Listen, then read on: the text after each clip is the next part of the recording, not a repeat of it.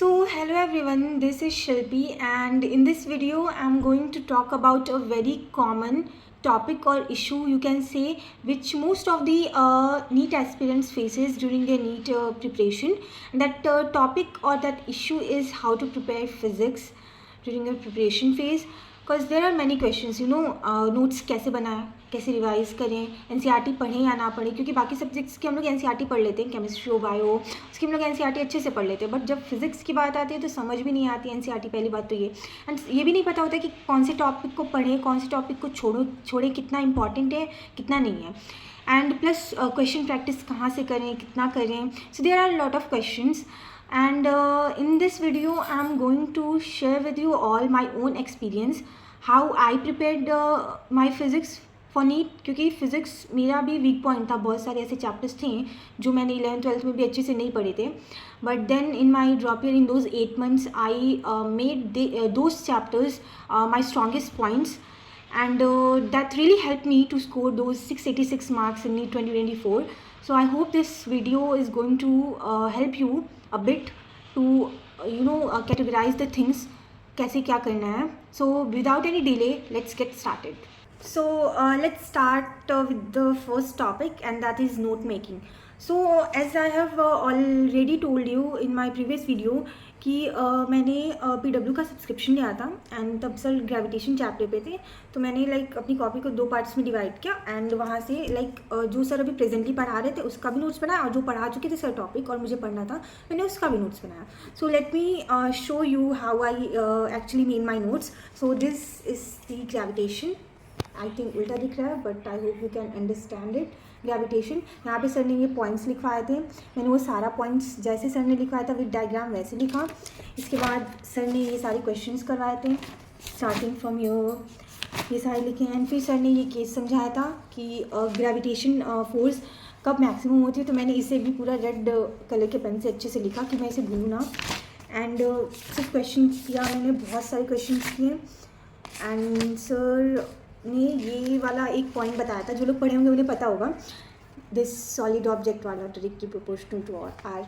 ये वाला हमेशा मैं भूलती थी, बट इसके बाद मुझे याद हो गया था ऑलमोस्ट हमेशा के लिए. एंड उसके बाद उन्होंने ये एक्सीलरेशन ड्यू टू ग्रेविटी का एक बहुत इंपॉर्टेंट चीज़ समझाया था. Gravitation free and gravity free में क्या डिफरेंस होता है, मैंने ये भी लिखा था अच्छे से जैसे सर ने बताया था. एंड यस, तो यही चीज़ें थी जैसे सर ने नोट्स बनाए थे. जितने क्वेश्चन करवाए थे मैंने उतने सारे के सारे क्वेश्चन किए थे, as you can see. And yes, ये चीज़ें थी. सर ने यहाँ पे ये डिफरेंट पाथ का लिख के बताया था कि हाँ ऐसे लिख लो, ऐसे याद करो. मैंने ये भी लिखा था. तो as you can see notes मैंने बहुत अच्छे से बनाते हैं, and I would really suggest कि नोट्स बहुत अच्छे बनाओ, क्योंकि आप इसमें बुक से उतना पढ़ नहीं सकते हो फिजिक्स में. तो अगर आपके पास एक अच्छे नोट्स हैं फिजिक्स में, तो आप स्टार्टिंग से लेकर एंडिंग तक बहुत ही ईजिली रिवाइज़ कर लेते हो. स्टार्टिंग में थोड़ा टाइम लगता है रिवाइज़ करते हुए, बट जैसे आप उसे 3-4-5 बार रिवाइज़ कर लेते हो ना, तो वो फिर कुछ मिनट का काम रहता है एक चैप्टर रिवाइज़ करना. सो यस, उसके बाद मेरा मैकेनिकल प्रॉपर्टीज ऑफ सॉलिड है, ऐसे करते रहे. एंड पीछे से मैंने बताया था, मैंने बनाना स्टार्ट किया था, पीछे से मैंने स्टार्ट किया था from vectors. Yes, from vectors. And इसके बाद मैंने इसके नोट्स बनाए, एंड फिर वही काइनेमेटिक्स का मैंने किया. तो this is how I made my notes. Won't believe, इतने सारे मैंने ऐसे ही, मेरे पास इतनी सारी कॉपीज़ हैं, यू कैन सी. ये तो अभी कम है, 2-3 कॉपीज़ और थी जो मुझे मिल नहीं रही थी, नहीं तो मैं उन्हें भी इंक्लूड करती. But yes, these are the copies. इसमें मोस्ट ऑफ दी टॉपिक्स हैं. ये जो तीनों कॉपीज़, ये सारी कॉपीज़ ये मैंने बनाई इन दोज 8 months जब मैं प्रिपेयर कर रही थी ड्रॉप ईयर में. तो ऑल आई वांट टू से इज़ कि नोट्स अच्छे बनाओ, क्योंकि लास्ट टाइम में यही नोट्स आपके साथ रहेंगे, एंड आप इसी से रिवाइज़ करके अपना नीट का पेपर देने जाओगे, क्योंकि फिजिक्स इतनी वास्ट है ना कि आप किस बुक से कितना पढ़ोगे, कहाँ से कितना पढ़ोगे, आपको समझ नहीं आएगा, और लास्ट टाइम में आप पैनिक करोगे. तो इसलिए स्टार्टिंग से अच्छे नोट्स बनाओ. I know notes banana specially in physics is a very hectic work. मन नहीं करता है इतने क्वेश्चन लिखने का, हाथ दर्द करने लगता है, मन भी उब जाता है यार कितने क्वेश्चंस लिखूं. बट ट्रस्ट मी, अगर आप ये नोट्स बनाते टाइम ये वाली चीज़ कर लोगे ना, इतनी मेहनत कर लोगे ना, तो आपका जो एंडिंग और बाकी का जो टाइम होगा वो बहुत ही स्मूथली निकल जाएगा. तो I will highly suggest make good notes. And अगर मुझसे कोई सजेशन लेगा नोट्स कहाँ से बना, तो I will truly suggest just one teacher, that is MR sir. आप उनसे पढ़ो एंड उनके नोट्स बनाओ. ट्रस्ट मी, उन नोट्स से अच्छा मैंने like there is no other notes better than his notes for physics. I would really suggest, आप जब उनसे पढ़ोगे तो आपको खुद ही समझ आ जाएगा कि मैं ऐसा क्यों बोल रही हूँ, एंड वो लोग पढ़े होंगे उन्हें पता भी होगा। So yes, this was about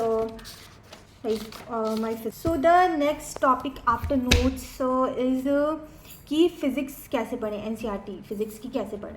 okay, so for that purpose मैं भी जब 11th में थी तो मैं भी बहुत परेशान थी। मैंने भी यूट्यूब पे बहुत बार सर्च किया था कि 11th की फिज़िक्स की NCERT कैसे पढ़ें for NEET this and that, and बहुत सारे लोग के सजेशंस भी आए थे कि ऐसे पढ़ो वैसे पढ़ो, तो एंड बहुत लोग की चीज़ें मुझे सही भी लगी थी उन्होंने जो बोला था। So in those 3 years of my preparation, here's what I have figured out on reading NCERT of physics. So let's start it. Let me show you one thing. Firstly, आप NCERT मैंने पूरी नहीं पढ़ी थी। यस, फिजिक्स की NCERT मैंने line by line नहीं पढ़ी थी, स्पेशली 11th में, क्योंकि ऐसा कोई थियोरी वाला पार्ट इंपॉर्टेंट है नहीं। तो अगर आपको पढ़ना है तो आप सिर्फ जो डायग्राम्स होते हैं या फिर जो फ्लो चार्ट्स डायग्राम्स या फिर चीज़ें होती हैं लाइक ग्राफ वगैरह, वो आप देख सकते हो वैसे दिए हुए बुक में। तो ऐसे आप बुक लो एंड इसको पढ़ लो, एंड अगर कोई ग्राफ या डायग्राम आता है तो उसे आप अच्छे से देख लो। Okay, this was all about 11th। मैंने 11th की फिजिक्स नहीं पढ़ी थी, बीइंग वेरी ऑनेस्ट। बट हाँ, मैंने 12th में कुछ चैप्टर्स थे जिन्हें मैंने पढ़ा था फ्रॉम NCERT, जिनकी थियोरी मुझे बहुत अच्छी लगी थी एंड जिनकी थियोरी से क्वेश्चंस भी आते हैं नीट में। Those are very important from theory of point of view. So and इस साल भी आया ही था क्वेश्चन, दैट एटम वाला क्वेश्चन, जिसकी वजह से बहुत सारे लोग के मार्क्स लूज हुए थे, मेरे भी हुए थे। This is part 1 physics of class 12th। Let's start from here. So अभी ये बुक बिल्कुल नहीं है क्योंकि मैंने इसे नहीं ज़्यादा पढ़ा था। हम लोग केमिस्ट्री और बायो तो इतनी पढ़ देते हैं कि वो बुक ही फट जाती है, बट फिजिक्स छूते भी नहीं है, इसलिए एकदम नई दिख रही है। So here let me show you, yes, like this graphs।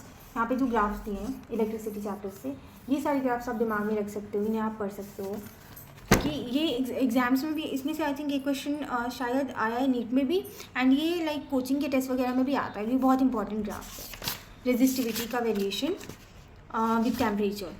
सो ऐसी वाली चीज़ें, ग्राफ वाली चीज़ें या फिर कुछ ऐसा डायग्राम हुआ लाइक इलेक्ट्रिक फील्ड कैसे बने, ये सारी चीज़ें आप 100% do read this from the books. So after the graphs, the next thing which I read from this part was this. यहाँ पे जो different types of वेव्स के बारे में, रेडियो वेव्स, इलेक्ट्रोमैग्नेटिक वेव्स, इनके और इनके जो फंक्शंस एंड इनके यूजेस जो दिए हैं वो बहुत इंपॉर्टेंट है। आई मीन ये like both point of view के हिसाब से भी इंपॉर्टेंट है, plus NEET point of view के हिसाब से भी बहुत इंपॉर्टेंट है, क्योंकि इससे क्वेश्चंस डायरेक्ट आते हैं यूजेस को लेके, या फिर ऐसे लाइक पूछ देगा कोई भी चीज़, कोई भी लाइन उठा के, या फिर 4 लाइन दे देंगी इस वेव के लिए एंड आपको उससे लाइक ऑड वन आउट करना होगा, या फिर कौन सा इनकरेक्ट है वो चूज़ करना होगा। तो this can type of question can be asked. तो ये वाला part I think everyone should read definitely. कई बार पढ़ो, मैंने इसे कई बार पढ़ा था क्योंकि एक बार में मुझे याद नहीं हुआ था। तो ये वाली चीज़ आप पक्का पढ़ना छोड़ना मत, ये इंपॉर्टेंट पार्ट है। प्लस फ्रॉम पार्ट 2 जो चीज़ें मैंने थियोरी पार्ट में पढ़ी थी, और पूरा लाइक पूरा जितना भी मॉडर्न फिज़िक्स था के चैप्टर्स थे, मैंने उन सबकी थियोरी पढ़ी थी। स्पेशली 10 देखो ये सेमीकंडक्टर का है, कई चीज़ें अंडरलाइन भी दिख रही होंगी, इसके जो ये सारे डायग्राम्स हैं एंड थियोरी वाला पार्ट बहुत इंपॉर्टेंट होता है।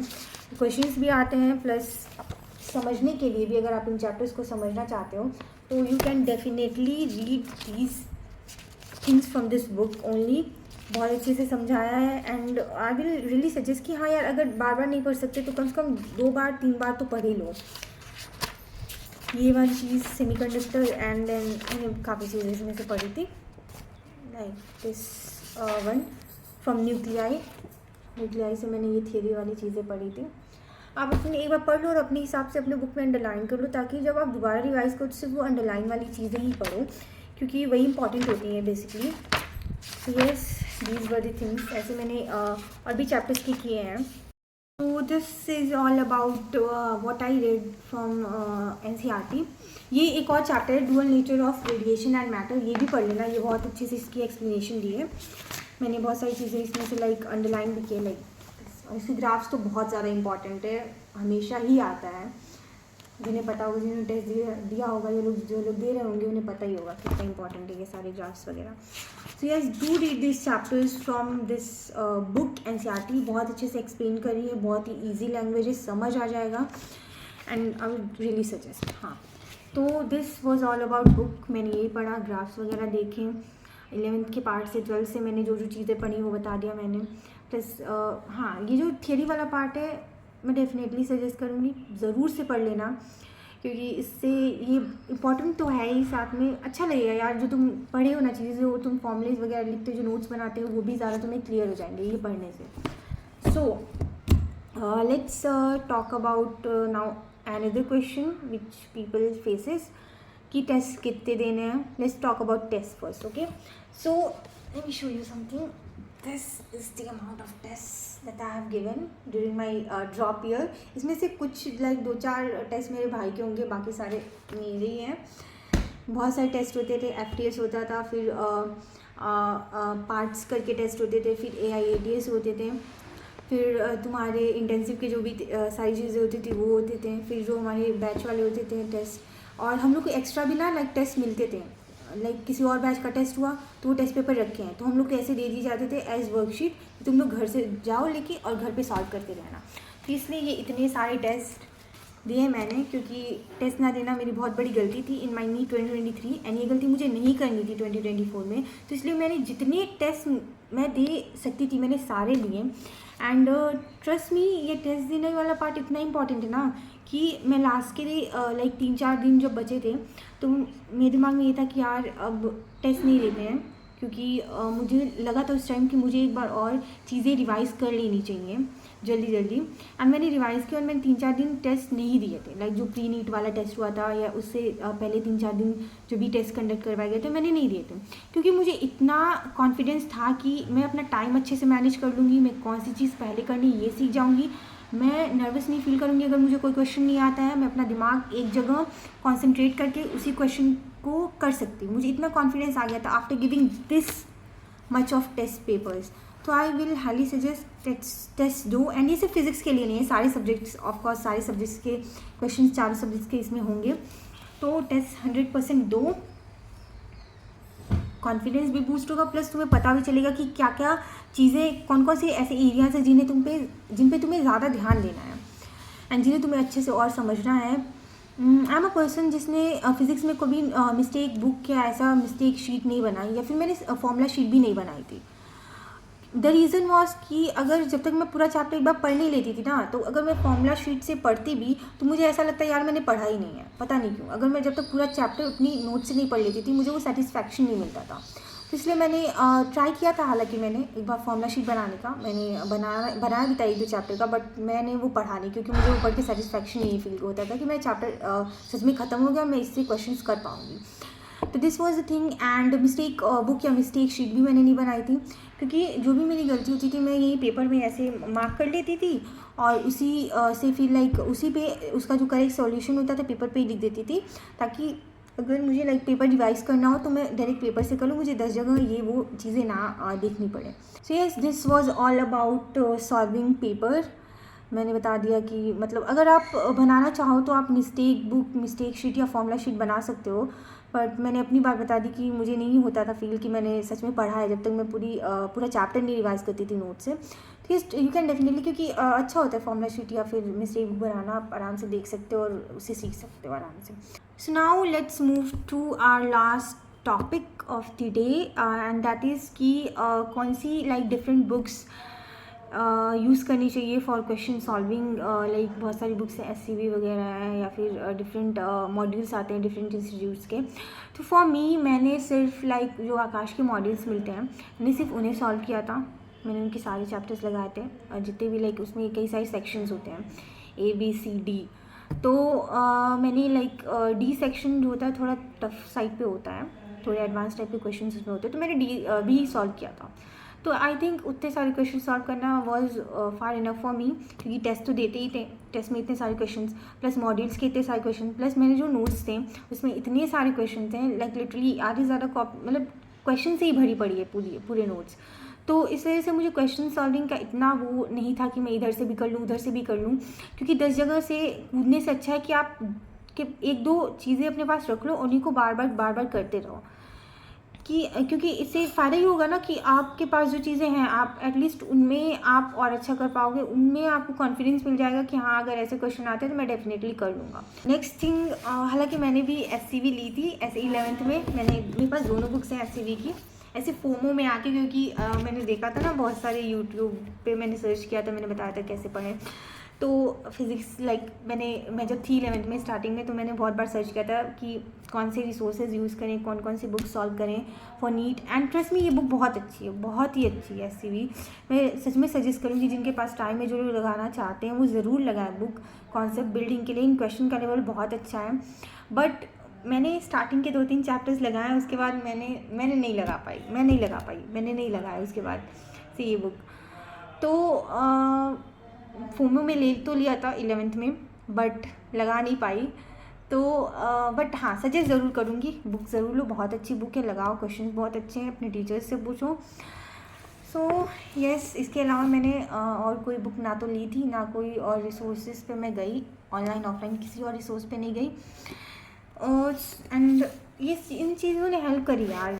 In conclusion of this video, there are 2-3 points which I want to summarize. The point number 1 is कि नोट्स अच्छे बनाओ, डजेंट मैटर तुम किस टीचर से पढ़ रहे हो या फिर किस इंस्टीट्यूट में हो। Like I studied from MRC, तो इट डजेंट मैटर, तुम किसी और भी टीचर से पढ़ सकते हो, बट नोट्स अच्छे बनाओ, उसमें ढेर सारे क्वेश्चन ऐड करो, क्योंकि तुम्हारे नीट के एंड तक, तुम्हारे नीट के दिन तक सिर्फ यही नोट्स होंगे जिन्हें तुम पढ़ रहे होगे, जिन्हें तुम रिवाइज कर रहे होगे।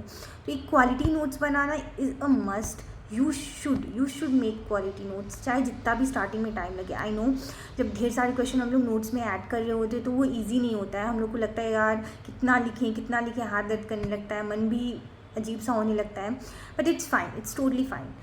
तुम ये नोट्स एक बार बना लोगे ना, तो तुम्हारी इतने सारे जो महीने बचे हैं ना, सब आराम से निकल जाएंगे विदाउट ये सोचे कि अरे यार मैं कहाँ से पढ़ूँ, क्या पढ़ूँ, ये नोट्स सफिशिएंट है या नहीं है, या फिर दूसरी जगह से देख लूँ, कोई और नोट्स ऑनलाइन डाउनलोड कर लूँ। तो इसलिए नोट्स अच्छे बना लो, एक बार बना लोगे आराम से तुम्हारे नीट तक का टाइम निकल जाएगा। The second thing is that 10-12 resources पे मत भागो। I seen many people in my coaching as well जो लाइक LN वगैरह के जो मॉड्यूल्स होते थे उन सबको भी लाते थे, या फिर उनके भी टेस्ट में इनरोल थे। तो देखो टेस्ट देना अच्छी बात होती है एंड क्वेश्चंस भी प्रैक्टिस करो, बट जो 10 रिसोर्सेज पे 10 जगह भागना है ना, उससे वो चीज़ बंद कर दो। क्योंकि देखो अगर तुम 2-3 रिसोर्सेज पे स्टिक रहोगे ना, तुम उन्हें अच्छे से कर पाओगे, प्लस तुम्हें उन रिसोर्सेज को रिवाइज करने का अच्छे से टाइम मिल जाएगा। तो तुम एटलीस्ट इतना तो श्योर रहोगे ना कि हाँ अगर मैंने ऐसे क्वेश्चंस प्रैक्टिस किए हैं, ऐसे क्वेश्चंस मैंने रिवाइज किए हैं, तो अगर ऐसे क्वेश्चन नीट में आ भी जाते हैं तो मैं श्योर रहूँगा कि हाँ अगर ऐसे क्वेश्चन आ जाते हैं तो मैं 100% कर दूँगा। मान लो तुम अगर 10 रिसोर्सेज कर भी लेते हो तो उसका कुछ ज़्यादा फ़ायदा नहीं होगा, क्योंकि तुम हर रिसोर्स को, हर चीज़ को उतना टाइम नहीं दे पाओगे, उतने अच्छे से रिवाइज नहीं कर पाओगे, 2-3 बार उन क्वेश्चन को सॉल्व नहीं कर पाओगे। तो इससे अच्छा ये है ना कि 2-3 रिसोर्स अपने फिक्स कर लो तुम। जैसे मेरे लिए मेरे नोट्स थे, मेरा मॉड्यूल था और मेरे टेस्ट पेपर्स थे, जो मैंने यही एंड तक किया, and I scored such good marks in NEET 2024। तो मैं तो यही सजेस्ट करूँगी। And the last thing is कि स्टडी फिज़िक्स डेली, क्योंकि देखो फिज़िक्स एक ऐसा सब्जेक्ट है ना जो आपकी रैंक इंप्रूव कराएगी नीट में। क्योंकि देखो बायो एंड केमिस्ट्री सबकी अच्छी होती है, या फिर थोड़ी सी प्रैक्टिस कर लोगे तो अच्छी हो ही जाएगी जिनकी नहीं अच्छी है, but physics is a thing जहाँ पे मेजर लोगों को प्रॉब्लम आती ही आती है, चाहे वो अच्छा बच्चा हो या फिर चाहे वो अच्छा बच्चा ना भी हो, तो भी सबको प्रॉब्लम आती है। तो अगर आप फिज़िक्स को टाइम दोगे ना, फिज़िक्स एक ऐसी चीज़ है ना जो आपको सिर्फ नीट क्लियर नहीं करवाएगी, बल्कि आपको नीट में एक बहुत अच्छी रैंक भी ला के देगी, आपकी रैंक भी इम्प्रूव करेगी। Physics is the game changer for NEET, and so do give this extra time. Extra time से मेरा ये मतलब है कि रोज़ पढ़ो, रोज़ क्वेश्चन प्रैक्टिस करो। आई नो ये बोलना आसान होता है बट करना बहुत मुश्किल होता है, मेरे लिए भी मुश्किल था। मेरा भी बहुत दिन ऐसे मन करता था यार कितना पढ़ लिया है, अब आज रहने देते हैं ना, आज छोड़ देते हैं ना, नहीं करते हैं आज, बट स्टिल जितना हो सकता है उतना टाइम फिज़िक्स को दो along with other subject. In fact मैं तो ये बोलूँगी कि अगर आप आज बायो पढ़ रहे हो तो उसके साथ फिज़िक्स भी पढ़ लो, फिजिक्स एक सब्जेक्ट कांस्टेंट रखो हर दिन के लिए, उसके साथ आप या तो केमिस्ट्री पढ़ लो या तो बायो पढ़ लो, ऐसे करो. This is the best thing, the best way to like revise and solve questions of physics, which I have used personally. And one last thing which I want to tell you all is that मैंने 11th and 12th में कोई coaching नहीं की थी, सिर्फ drop year में जो था वो था. लेकिन मैंने 11th में अलग सर के वीडियो लेक्चर्स देखे थे, फिज़िक्स के और केमिस्ट्री के भी देखे थे. फिज़िक्स के बेसिकली मैंने देखे थे लास्ट वाले जो SHM और वेव्स वाला टॉपिक होता है ना, और थर्मोडाइनमिक्स वाला, वो सारे मैंने सर से देखे थे एंड मैंने उनके नोट्स भी बनाए थे. एंड उन्हीं के नोट्स में लाइक MR सर के जो एक्स्ट्रा पॉइंट्स थे या एक्स्ट्रा क्वेश्चंस थे मैंने अलग से लिखती गई, बट मैं वही नोट्स मैंने एंड तक पढ़े थे जो मैंने अलग सर के बनाए थे. तो अगर किसी को उन टॉपिक्स में प्रॉब्लम है, उन चैप्टर्स में प्रॉब्लम है, तो I will highly suggest do check them, do check those lectures, they are really worth it. तुम एक बार ट्राई करो, तुम्हें समझ भी आएगा. तो यूट्यूब पे है, फ्री में मिल जाएगा, तो एक बार दे के देखो अपने टाइम. एंड जो लोग लाइक MR सर से नहीं भी पढ़ते हैं, उनके लिए भी मेरा यही सजेशन है कि जहाँ से भी पढ़ रहे हो नोट्स अच्छे ही बनाओ, क्वेश्चंस प्रैक्टिस करो, 2-3 अपने रिसोर्सेज को फिक्स कर लो, उन्हीं से लगातार रिवाइज और क्वेश्चन प्रैक्टिस करते रहो. आई रियली होप कि जो लोग अभी ड्रॉप ईयर में हैं या फिर 11th में हैं, उनका नीट 2025 और 2026 बहुत अच्छा जाए, वो भी नेक्स्ट ईयर लाइक अच्छे नंबर लाए फिज़िक्स में और बाकी सारे सब्जेक्ट्स में. So yes, that's it for this video. I hope कि ये वीडियो हेल्पफुल रही बहुत सारे लोगों के लिए. Like when I was new to physics in 11th मैं भी बहुत बार सर्च करती थी, तो आई होप कि इसके बाद लोगों को सर्च करने की उतनी ज़रूरत ना पड़े यूट्यूब पे. And it was my personal experience, but हाँ, ऐसे बहुत सारे लोग चीज़ें फेस कर रहे होंगे. एंड ट्रस्ट मी, यही चीज़ मैंने की थी, and this is gonna help you a lot. So thank you for watching this video, and hope it was helpful to you. Have a good day ahead. Thank you.